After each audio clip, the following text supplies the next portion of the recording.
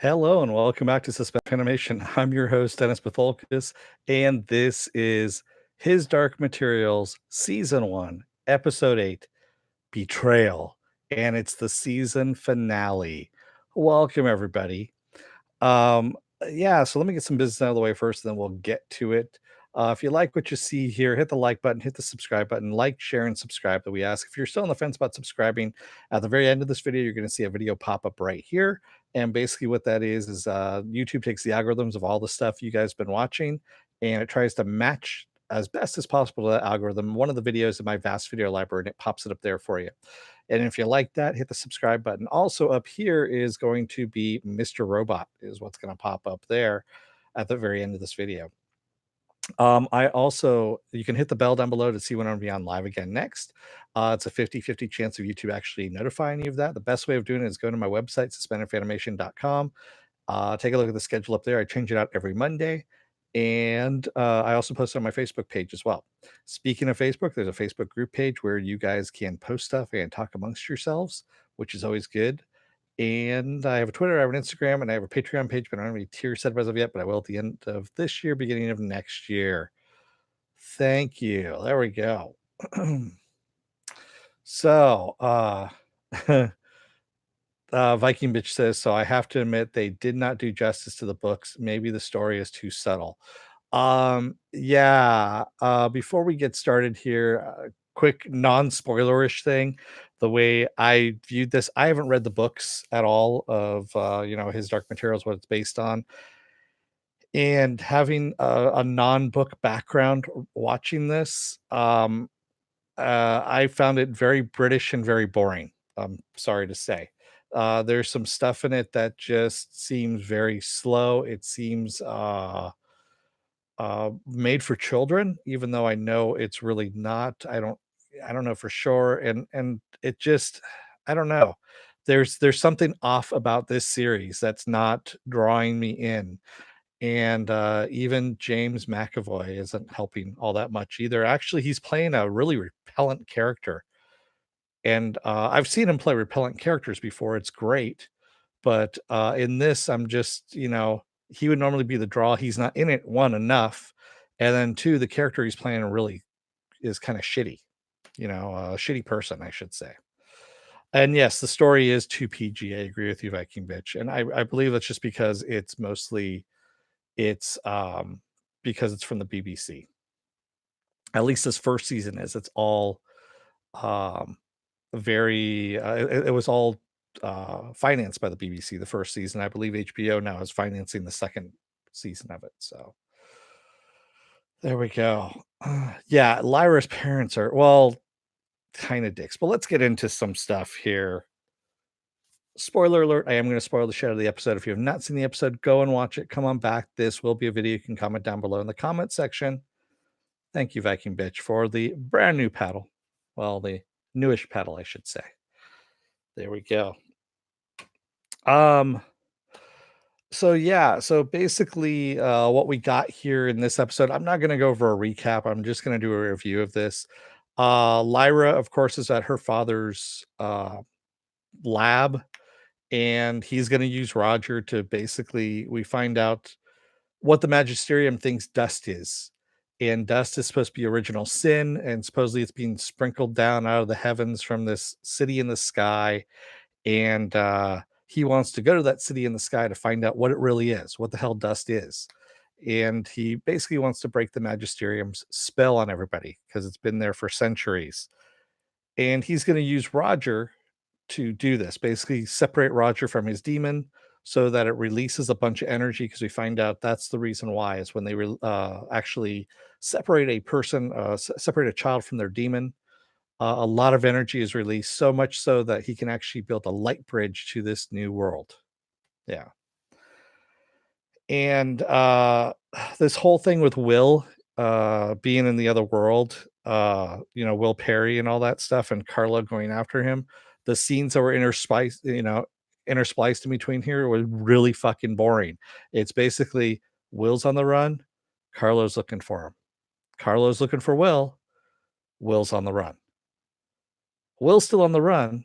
He's dodging cops, and Carlo's still looking for him. Um, oh, man, and it was just like it got to the point, it's like you could do one scene, just one scene at the very end, or maybe 2 scenes. You have him going, okay, at the very beginning, Carlo going, "You know what? We need to find that kid because he supposedly he can find a knife that can bring them to the city of angels in the sky." And yeah, it was just really kind of boring, to tell you the truth. And the alethiometer, no one really wants the alethiometer at this point, not even Lyra. And obviously the alethiometer doesn't give you the answer that you really want, yet everyone tries to use the stupid thing in order to get the answers that they want, even though it's not giving them the answers to begin with. So, yeah, Viking has a good point, Dennis. I was thinking that the story from the book side, I can see how that part was boring.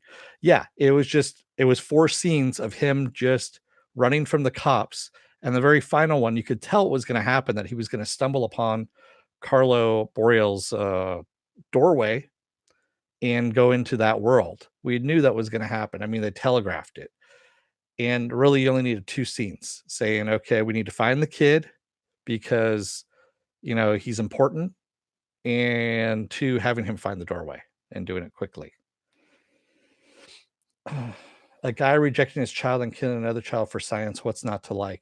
Um, Stanley, again, like I said, if you read the book, sure, you have all the context in that, but if you don't have the book context and you're just looking at it from what is being presented on the screen, it's really boring because you don't have any background on this person, and he's not there long enough to get a sense of, yeah, he's rejecting his child, because it doesn't even seem like he cares about this child to begin with anyway. So it's not he's rejecting this child, he never accepted the child to begin with. He even says the child isn't his.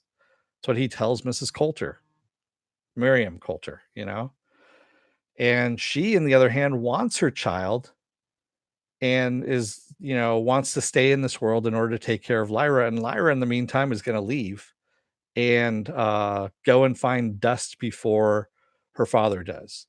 And I made the joke that basically season 2 is going to be the search for Dust and looking for Dust in all the wrong places. You fell asleep during the episode. I don't blame you, Stanley. I almost did too at one point in the very beginning. And I was sitting in this chair what I'm sitting in. I had the TV on over here, and I started to nod off a little bit. And if I nod off, I hit straight into the computer, is what happened. So luckily, I didn't do that. Yeah. So not great.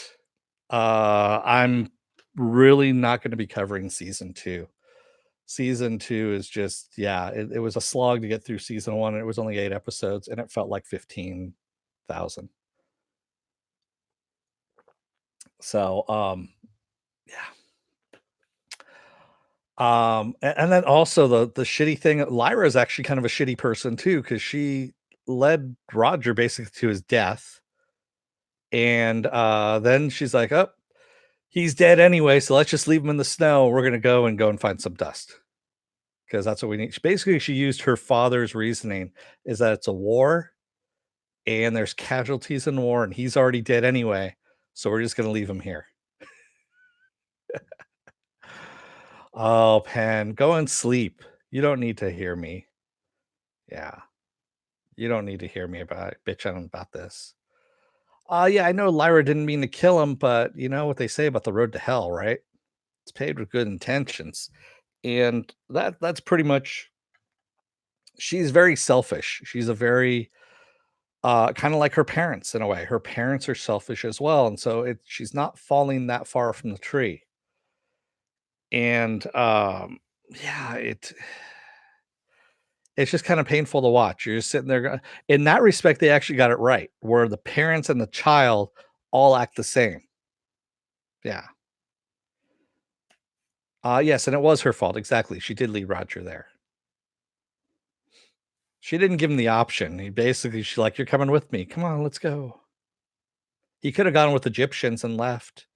But no, she's like, "Let's go on an adventure. You're gonna die at the end of it, but come on, let's go." Yeah.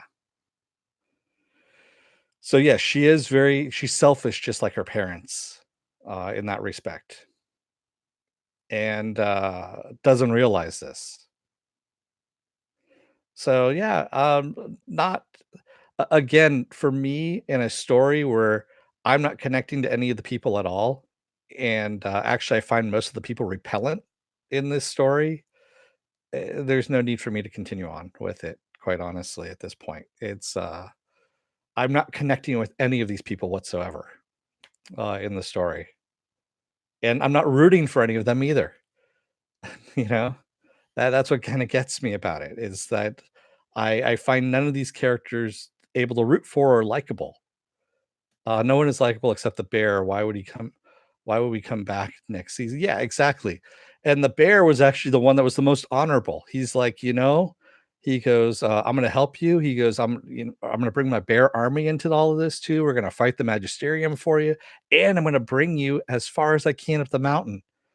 And I'm kind of surprised Lyra didn't tell him when he got to the ice bridge when he said, "I can't cross the bridge." I'm surprised she didn't talk him into it, to tell you the truth, and led, poor Yorick to his death. Viking Bitch says, I originally read the books because there was a protest that the kids killed God. Spoiler alert, they don't. Um, yeah. Uh, yeah, that's the other thing that kind of got me too is the religious leanings on some of the things that uh, I'm not really big on religion as it is. I kind of figure that religion is responsible for a lot of the ills in the world. But yeah, this kind of when they started talking about it, I was like, yeah, zone out is what happened to me. So yeah, Viking Bitch says there was too much subtly left out. That there was a lot missing. Yeah. Um, how will Dennis cope without you, Penn? I know Penn's gonna have a lot to be, catch up on when she gets back too. She's gonna go through a lot of videos and a lot of TV shows. Quite honestly, yeah, I'll be good. I have Viking Bitch and sometimes maybe Finobi.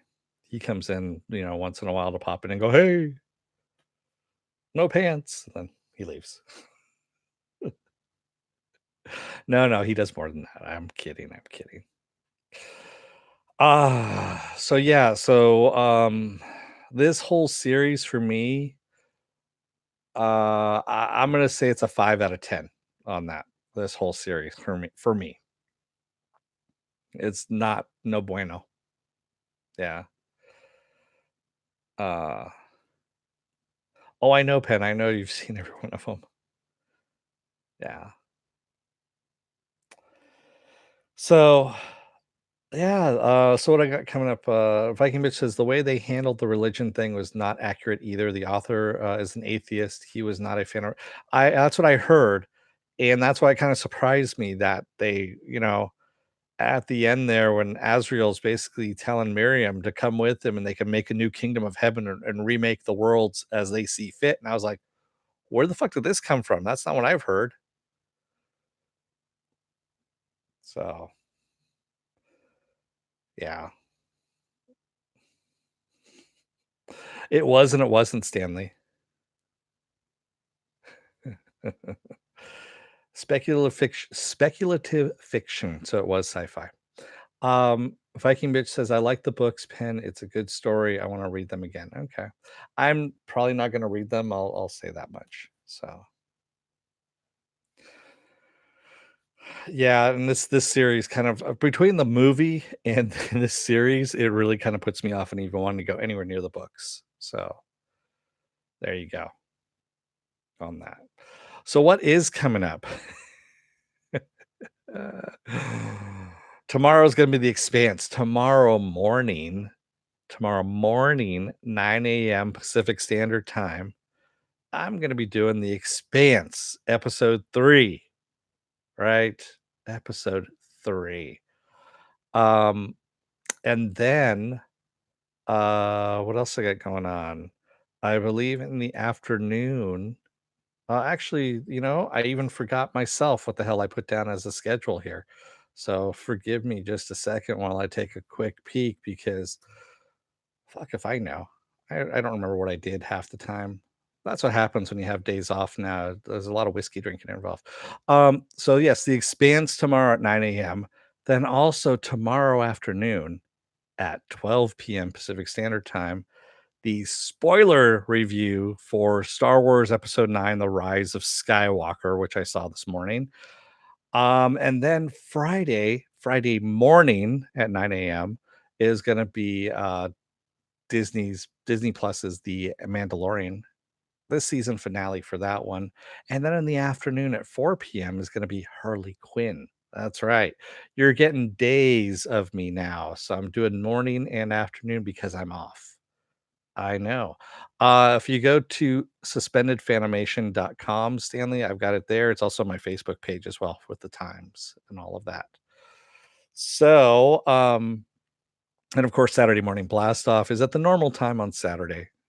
And Sunday is going to be the Mr. Robot contest results. We find out who won the mask and who wins the bottle opener. There we go. So, let's see what else I got here. Stanley Trail says, I'll be offline because we celebrate Christmas Eve here. Oh, I'm sorry. That's fine.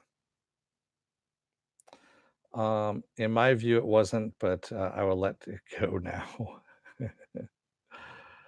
Yeah, and also somewhere in there, I might sneak in The Witcher, depending on if I get finished with it or not. And also Lost in Space, which is dropping tomorrow. I haven't figured out if I'm doing Lost in Space episode by episode, or if I'm doing that as a on its own. I don't know yet. Sorry to hear that, Stanley. Hope everything works out. Hey, at least, if you got waiting time and stuff like that, you can always use the phone and watch videos, is what you can do as well. I come in as a video too. So you don't need to be here, with us in the chat, even though we will miss you. And yeah, I know I'm not the most important thing in the world. I don't need to be. Oh, okay. He broke his forearm, so not too bad. Okay. All right. I'm glad it's not that bad. I mean, it's bad. Breaking anything is pretty bad, but still. So yeah. Um, with that said, what else I got here? Yeah, tomorrow it's Christmas Eve. That's why I'm trying to do stuff as early as possible because I know people are going to be doing stuff on Christmas Eve. I'm not. I'm going to be doing this. I've got new curtains up so I don't get the light playing off of me, and also, it stays warm, all that kind of stuff. Not as cold as where Viking Bitch is. I mean, God, but still, it drops down into the 30s here at least. Snow in the Twin Cities. Yeah. Yeah, so this thing really did not float my boat. It really didn't. And I'm kind of disappointed in that. I thought it was going to be good, and for me, it just wasn't. Other people might have enjoyed it.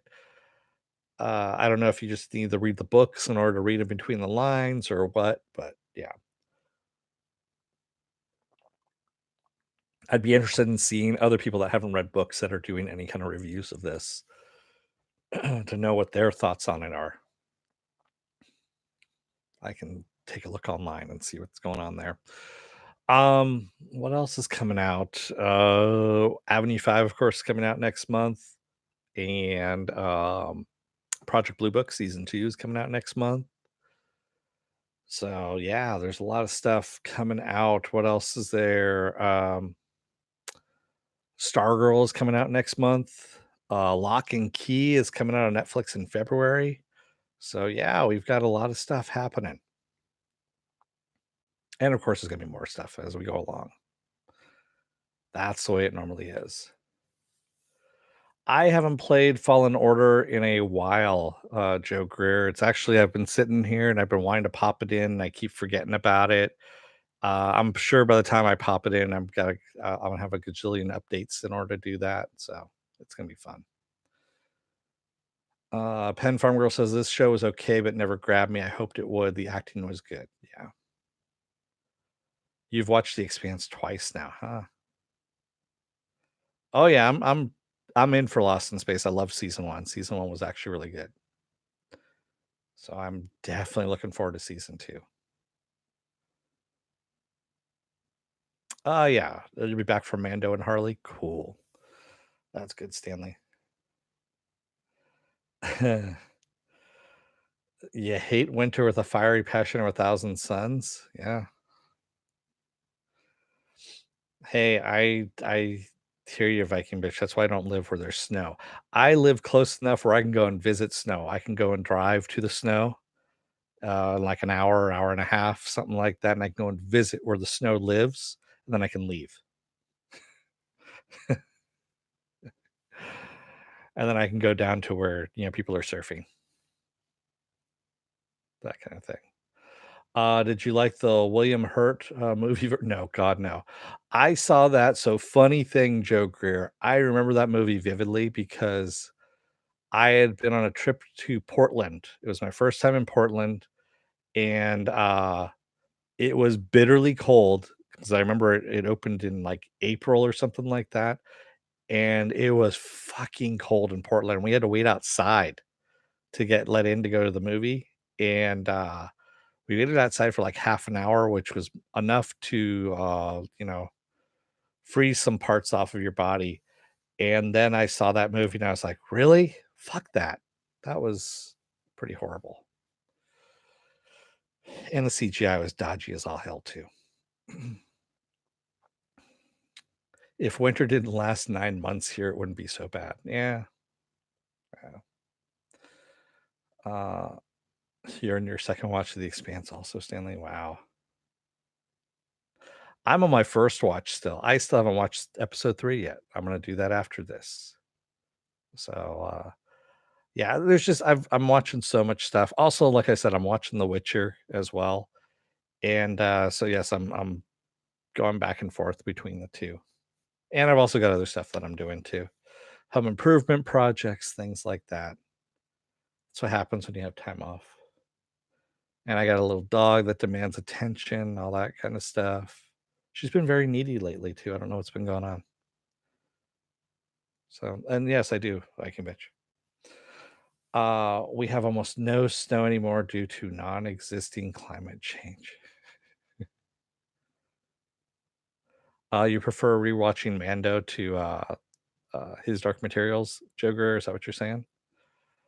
Penn Farm Girl says I binge most of the Expanse, but made myself stop until we catch up on the reviews. Nice.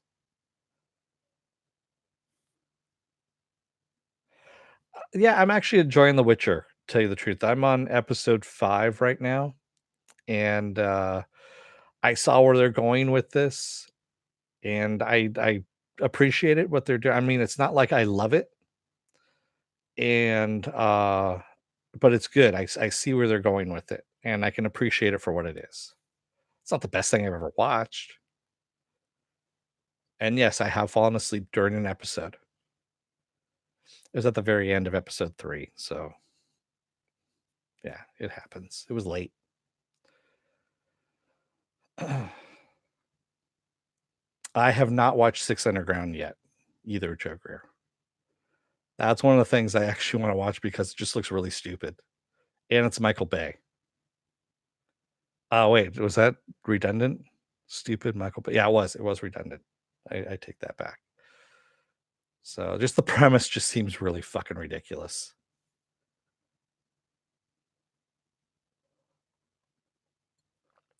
I like fantasy shows from time to time. It's few and far in between, definitely, but still, you know?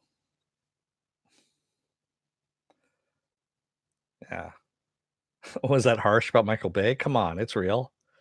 You know that.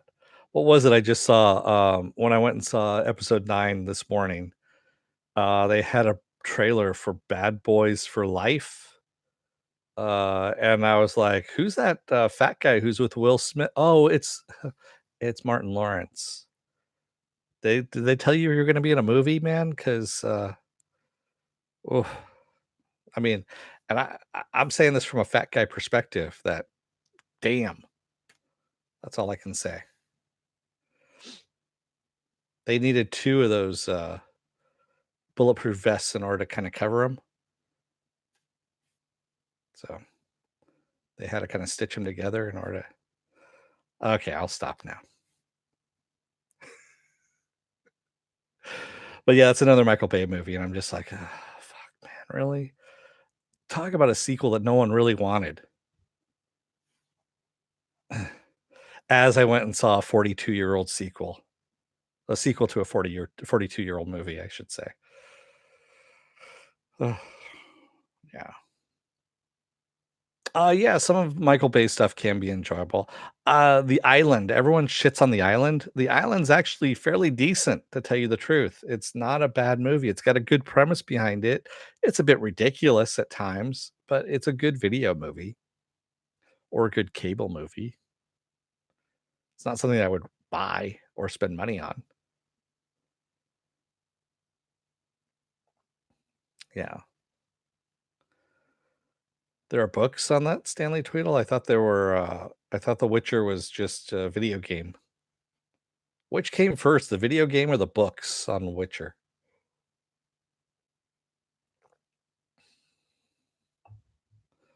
Like Stepford Wives or something else meshed together? What?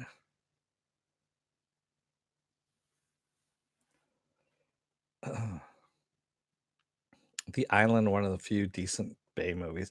Yeah, I mean, it so you're always the one thing you'll always know, or a couple things that you'll always see in a Michael Bay movie, the American flag flapping in slow motion behind somebody, people walking in slow motion with, that are all sweaty and whatnot with the sun glinting on them, and, a lot of explosions, a shit ton of explosions. That man must buy, explosives in bulk.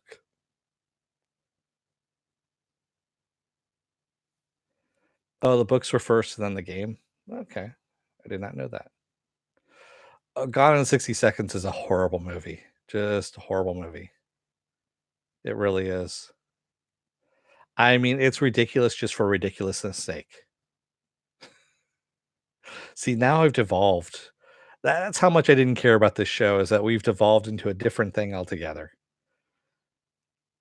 The books were there even before the Game of Thrones, if I'm not mistaken. Okay. Yeah. That's Dominic Senna? What, Gone in 60 Seconds was Dominic Senna? Uh, yeah, I know, really, it's kind of gone into SBO territory at this point, and that just shows you that just shows you just how much I didn't really care about this series, quite honestly. I wanted to, based on who was in this, but the story just wasn't there. Good God, no, it wasn't. MBO, yeah. You miss Saturdays? Why, do you sleep through them, Joe, or do you drink through them? Or is it a little bit from column A, a little bit from column B? Uh, and, you guys might wanna take a look at, if you haven't seen episode 9, go and see episode 9 first before you watch my spoiler review on it. You're probably gonna be surprised about some stuff, that's all I'm gonna say. I might feel differently tomorrow when I wake up, who knows? But, yeah, yeah. I got what I wanted to ask, okay. We bury our disappointment in diversion. Really? I bury my disappointment in whiskey and bad decisions, Viking bitch. And again, that's pretty much how I live my life. It's through whiskey and bad decisions.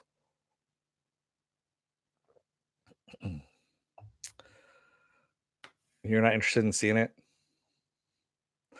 It was the final one. If they said they were making a Jaws 9, which pretty much that's what this is. This came out around the same time Jaws did, the first movie, 2 years after Jaws, as a matter of fact. If we were on Jaws 9 right now, people would be going, "What the fuck, man? How many sharks are there?" So, take with that what you will. How tomorrow's gonna go. I'm just gonna leave it ambiguous for right now because you know why? That's how you keep people in suspense. And also because I'm an asshole. So, yeah, with that said, I should probably let you guys go for the evening, especially since Penn needs to go and get some sleep because she's going to be going to the airport soon, like in 2 hours or something like that. But now we have Sharknado. I know it Jaws devolved into Sharknado. Yeah. Have you read the thing about the EW Witcher review? I have not. Stanley, is it something bad or is it something good or Penn Farm Girl says I can live the rest of my life without 9 STD and Captain Marvel. Oh, for a minute there, I was like, "Oh, okay." I got what you're talking about. Star Trek Discovery, and Captain Marvel just saying too much good stuff. Yeah, um, I saw Captain Marvel once. That's all I needed to see. It's just the story wasn't good. Um, STD. I saw the very first episode of it, and I laughed my ass off, and I didn't need to see anything more than that. And I don't know what 9 is. So, oh my god. I think it's pouring down rain outside right now. Sharknado class. Oh, it's episode 9. That's what it was. Episode 9. Got it. Finally, it hit me there. Yes. I got it. They gave it a 0 out of 100 and did not watch all the episodes, really? So I understand. So that's not the way I would have gone about it, to tell you the truth, Stanley Tweedle, the way they did this series. I can appreciate how they did it. If I was gonna do this exact same order, I would have added in some more telling details to things. That's all I can say. Maybe even some script over the top of the scenes that you're seeing so that you know what's happening. I know that's not in vogue now. What's in vogue is to disorient your audience as much as possible as to what the fuck they're watching and when, which is not a good thing to do. Because as we saw in all my last night's episode with Mr. Robot, how disorienting that was. There was up to 400 people, over 400 people in the room, and someone actually said that they had ADHD, and they said they found that video impossible to watch. And yeah, I had to apologize to him because I was like, yeah, I understood. I knew what it was going to be like going into it, but it was just fucking nuts. That's what it was. Yeah. Too much whiskey burns the memory cells. What'd you say? Who are you?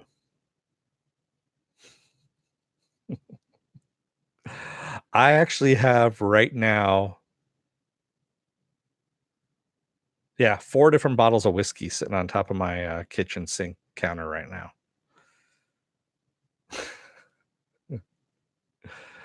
And all of them are from Costco. So there you go. Yes, and there are 4 separate whiskeys. I don't drink from all the time. Just only when I talk. Are they empties? No, they're not. One is close though. One is very close to being empty. Yeah.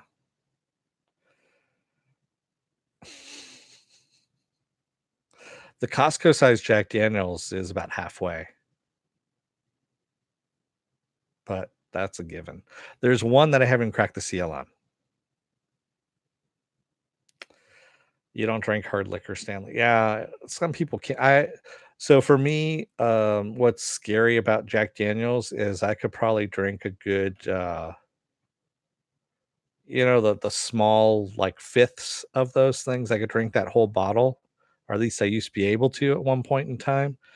And I would be technically drunk, but there would be no way you could tell. It just that's what Jack Daniels does. It does not affect me as much as everything else does. Of course, I don't do that anymore. I drink in moderation now. That's back in my 20s. Long, long ago, back when dinosaurs roamed the earth. Well, the nice thing about hard liquor is it just gets better with age. I had a bottle of vodka, and I left it alone for 5 years. It was amazing. Uh, well, I used to bartend. I think I've told you all this before, yeah. And, I know people that I used to work with that would get really fucked up when we worked, and it was hard to tell that they were until you start talking to them. Then yeah. Just me and a 16-ounce, sugar-free Red Bull, I cannot do. Red Bull's just nasty. Um, Funny story, and this will be the last thing, and I'll let you guys go. When Red Bull first came out, I was working a New Year's Eve party. Now, New Year's Eve party is subjective. Really, what it was in what is now the Sega building in San Francisco, which is a huge multi-level mall, if you will. And the party was about 10,000 people. I shit you not, it was 10,000 people in this place. I was working a 16-hour shift, if I remember correctly, that night. And we got this new thing in called Red Bull. And no one had ever heard of it before. No one knew what the limitations of it were or anything like that. Just that it was supposed to be this mixer that you could mix with vodka and whatnot. And it was supposed to be kind of an energy drink. And no one knew what the hell an energy drink was at that point in time. And um, I popped one, I had it, and I was like, it tastes like a raspberry sweet tart. I remember that's what I was saying. I had probably about 4 of those fuckers in 45 minutes. Uh, and I remember I bartended the fastest I've ever bartended in my life for about 2 hours, and then I crashed, and crashed hard. I cannot drink that shit again ever. Just the smell of it alone brings bile to my throat. Yeah. So yeah, I cannot do that anymore. Tastes like rotten fruit to you? Yeah. This is back when it first came out. I'm not talking about the sugar-free shit that's out now and all that.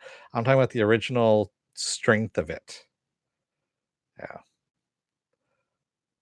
So not just peddling drinks for 16 hours, Viking bitch. So there's prep time that's involved at the beginning and breakdown time at the end. So this whole thing that was going on, it was a huge event. Like I said, 10,000 people. You had all these little so most of the people were how shall we say this? They're first time drinkers for the most part. A lot of them were ordering Long Island iced teas because that's what you always order when you want to get fucked up.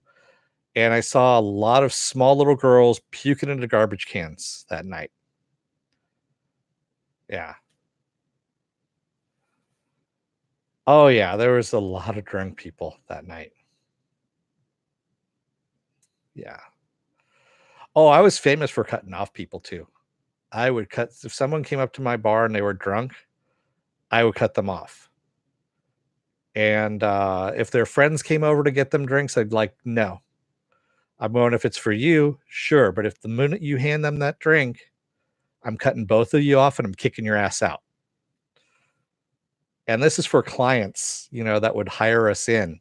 So it wasn't a bar. I mean, I would get brought in to go and do drinks at a place.